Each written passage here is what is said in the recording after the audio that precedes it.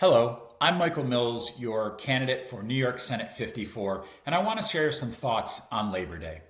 In short, thank you, hardworking Americans. And let's fully also recognize that government, corporations, and society need to take strong, immediate steps to end the crippling economic divide that decimated the American middle class and is threatening the future of millions of hardworking people. The definition of Labor Day is a federal holiday honoring the American labor movement and the contributions of workers to the nation's prosperity and well-being.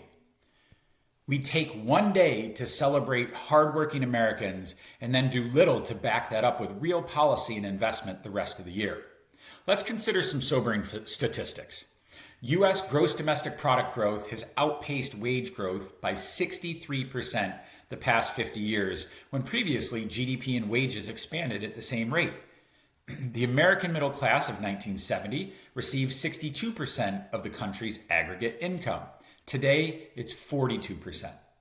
The top 1% now owns 32% of our nation's wealth, and the bottom 50% own 3%. To be clear, I'm for a robust economy and corporate success, but I also firmly believe that both are possible because of and when we include the American worker in that prosperity. Now look, I grew up living the American dream. My mother a nurse, my father a union teacher. They bought a modest home. They successfully put food on our table most months, filled us with lessons of love and hard work, and invested in our education, and it allowed us to live a better quality of life than they did. But be clear, those days are gone for most Americans, and it's jeopardizing our future as a country. A healthy and growing middle class is the surest foundation of national economic and civic stability. Government at all levels must, and we can, do more to bring hope, opportunity, and on-ramps to the majority of Americans. So let's briefly talk about policy. I know it's wonkish and I know it's annoying, but this is how we change the world. Look, we live in the wealthiest nation on earth with companies registering the greatest profits in history. Yet millions of Americans work full-time and still suffer below the poverty line.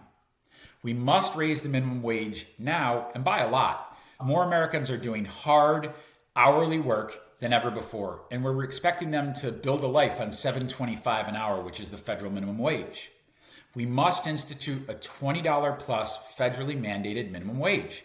We've done it here in New York State. And look, I understand this is going to hurt some stocks and it's going to put some small companies out of business. I don't take that lightly, but allowing our neighbors to fall further into financial despair is truly un-American.